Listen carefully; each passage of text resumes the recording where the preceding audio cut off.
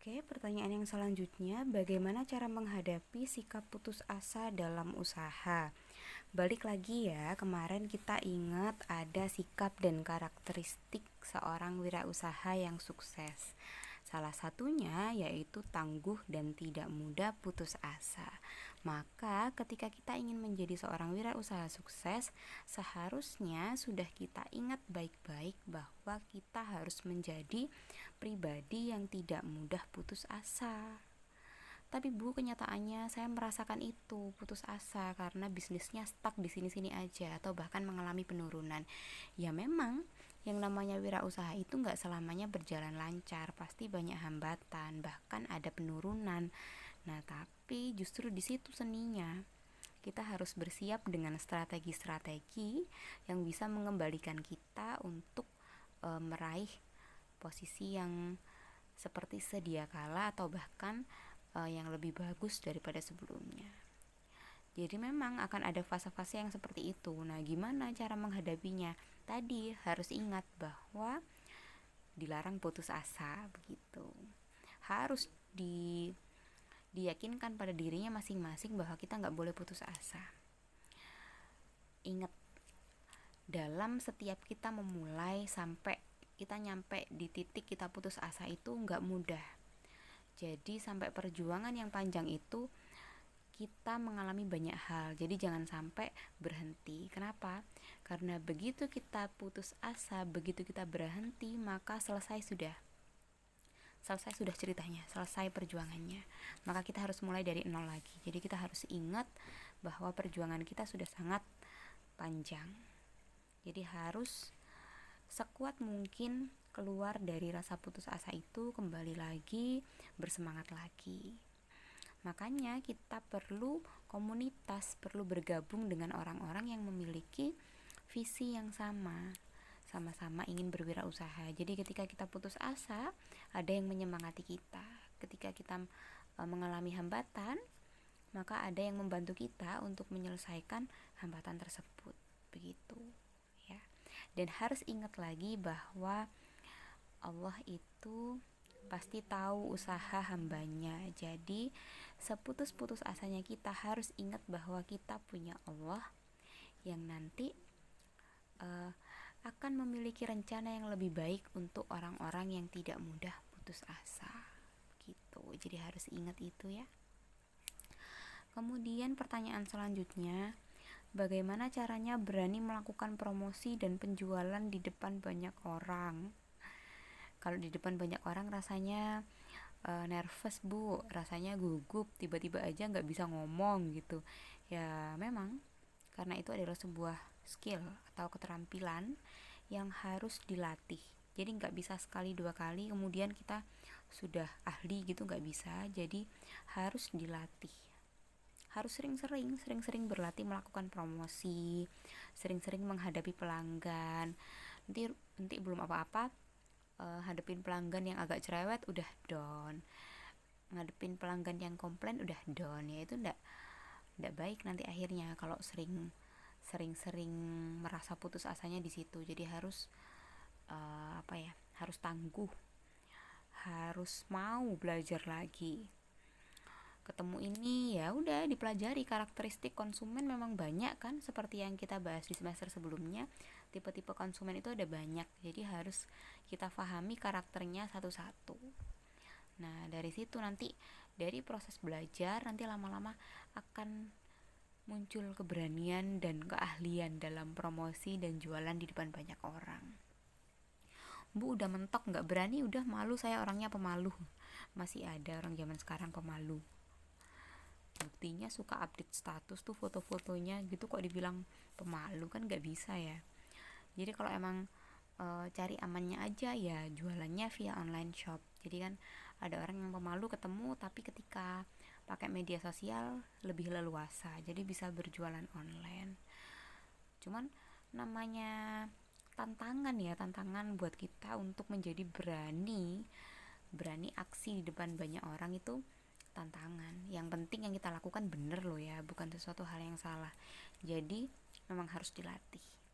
Solusinya itu. Kemudian Bagaimana cara meningkatkan pembeli dan omset penjualan? Ada yang bisa jawab?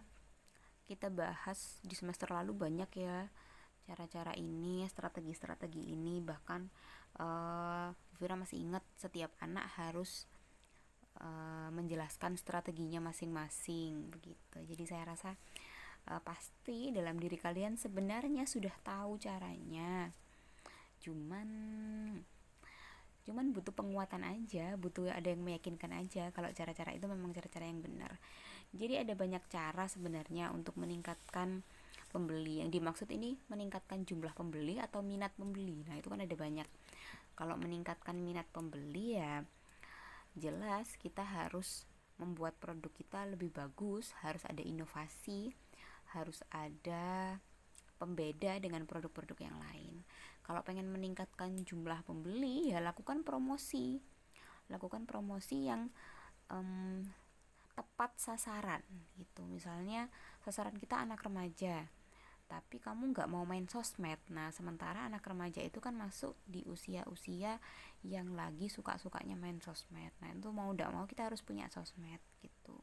Jadi kita harus menyesuaikan cara promosi kita dengan target pasar kita itu untuk meningkatkan pembeli. Nah, kalau pembeli udah meningkat, otomatis omset penjualan pun juga akan meningkat gitu ya. Kemudian, nah, bagaimana cara agar pelanggan tidak bosan dengan produk kita? Kira-kira kalau kalian jadi konsumen, kemudian mengamati suatu produk, itu ada kebosanan nggak? Nah, sesuka-sukanya kita sama produk pasti pernah merasakan bosan. Maka, untuk mengatasi kebosanan harus ada hal yang baru. Disinilah diperlukan suatu inovasi dan kreativitas. Jadi memang kreatif dan inovatif itu melekat pada jiwa seorang wirausaha. Karena ini tadi, semua tantangan itu butuh inovasi dan kreativitas tadi.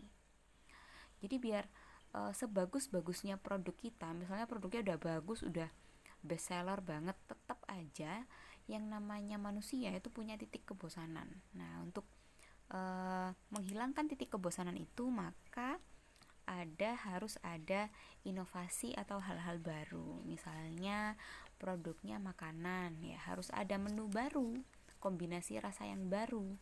Misalnya produknya kerajinan tangan, ya harus ada model baru, harus berani keluar dari zona nyaman. Itu namanya wirausaha. Jadi gimana Bu caranya menciptakan hal-hal yang baru? Nah, itu harus sering mengamati pasar, bukan pasar sayur ya. Maksudnya itu sering mengamati keadaan konsumen kita, termasuk kompetitor kita juga. Harus sering-sering cari referensi baru gitu. Jadi biar kreativitasnya nggak tumpul gitu. Harus benar-benar memberikan sesuatu yang berbeda dari sebelumnya. Itu untuk meminimalisir kebosanan. Nanti perkara hal baru itu diterima atau enggak, kita sudah tahu ya, sudah tahu dari reaksi pasar, reaksi konsumen ketika mencoba hal baru. Kemudian nanti oh enak yang lama, ya udah balik lagi ke yang lama. Minimal kan mereka sudah dapat kepuasan dari rasa bosannya itu tadi gitu. Kemudian bagaimana cara menarik perhatian konsumen? Nah, posisikan diri Anda jadi konsumen. Anda tertarik sama produk yang seperti apa? Tertarik sama penawaran yang seperti apa? Ya otomatis sama sesuatu yang tidak biasa. Misal ada sesuatu bertuliskan diskon. Nah, tertarik nggak? Nah, misal gini lagi, kamu jual jus harganya 10.000.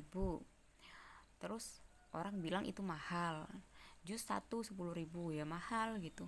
Coba diganti kalimatnya, beli satu gratis satu hanya 20.000.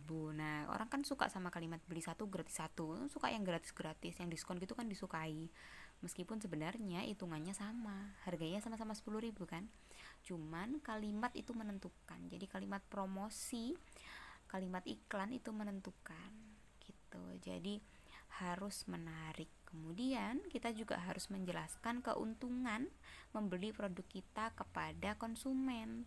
Misalnya kita jualan makanan. Ya, keuntungannya apa? Dengan membeli makanan di kedai kami, maka Anda mengurangi jumlah sampah plastik karena kami menggunakan packaging yang paper base atau berbasis kertas yang mudah didaur ulang. Nah, misalnya kayak gitu. Maka orang-orang pencinta lingkungan pasti lebih memilih produk Anda. Kenapa? Karena tadi ada kampanye ramah lingkungan di dalamnya, dimana itu membuat mereka yang pencinta lingkungan itu merasa lebih lebih tenang ketika membeli produk Anda gitu. Jadi berikan keuntungan-keuntungan. Misalnya produk kami terbuat dari bahan pilihan yang herbal, jadi tidak memiliki efek samping berbahaya. Nah, itu adalah keuntungannya. Itu yang akan menarik perhatian konsumen. Ada banyak hal lagi yang bisa menarik perhatian konsumen. Nah, kira-kira mau dibahas lebih lanjut nggak? Kalau pengen dibahas lebih lanjut, bisa tulis di komentar mana yang pengen dibahas lebih jauh. Nanti kita buatkan video tersendiri untuk topik itu. Yang mau nambahin, punya ide-ide baru, boleh juga komen di bawah. Silahkan kita diskusi di kolom komentar ya.